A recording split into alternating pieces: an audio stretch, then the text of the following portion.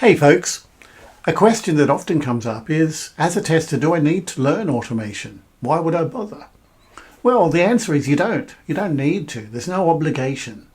There's plenty of things you can do that are valuable as a tester without getting into automation if you think that's not your thing. And I'll talk about a thing that you really do need to learn even if you don't go down the automation route a little bit further on. But automation does have a number of things going for it. You earn more.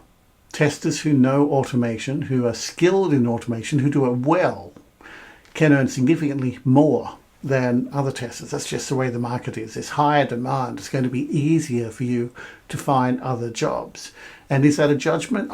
It's not a judgment call. It's simply saying this is what the market is after at the minute. So it is a valuable skill to have on the marketplace.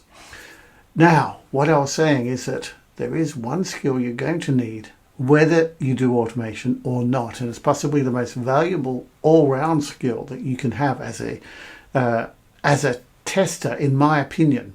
It's behavior-driven development, and I'm not talking about given when then or writing test scripts in Gherkin or Cucumber or Selenium or anything like that. I'm talking about collaboration. I'm talking about understanding how to help teams collaborate and discover requirements more accurately, because that takes you from the level of being a tester to the level of being a quality coach and helping facilitate requirements discovery early on in the process. And that is brilliant. That is huge. That is a big step up.